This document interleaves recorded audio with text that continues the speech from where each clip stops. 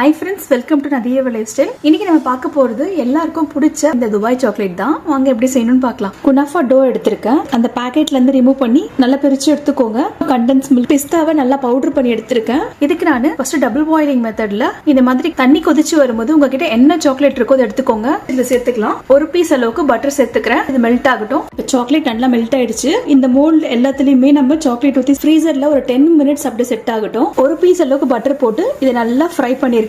அந்த பிஸ்தா பவுடர் இதை சேர்த்துக்கலாம். இப்போ நான் ஃப்ளேம் ஆஃப் பண்ணிட்டேன். ஆஃப் பண்ணிட்டு தான் இந்த பவுடரை போட்டு மிக்ஸ் பண்ண போறேன். கண்டென்ஸ் மில்க் சேர்த்துக்கலாம். இதை நல்லா மிக்ஸ் பண்ணிக்கலாம். சாக்லேட் பாருங்க நல்லா செட் ஆயிருக்கு. இந்த குனாஃபா சேமியா ஸ்டஃபிங் இதுல சேர்த்துக்கலாம். கையிலே கூட எடுத்து ஃபில் பண்ணுங்க. இப்போ இதுக்கு மேல மீதி இருக்க சாக்லேட்டா எல்லாத்துலயும் ஃபில் பண்ணிடலாம். ஃப்ரீசர்ல ஒரு 10 மினிட்ஸ் வச்சு எடுத்தீங்கன்னா போதும். நான் சாக்லேட்டோட ஷேப் பெர்ஃபெக்ட்டா வந்துரும். 10 மினிட்ஸ் ஆயிடுச்சு. நல்லா செட் ஆயிருக்கு. இப்போ நம்ம தனியா சாக்லேட் எடுத்துடலாம். பாருங்க எந்த அளவுக்கு சூப்பரா செட் ஆயிருக்கு. ஸ்டஃபிங் சூப்பரா இருக்குன்னு பாருங்க. நீங்களும் இதை வீட்ல ட்ரை பண்ணி பாருங்க. தேங்க்யூ.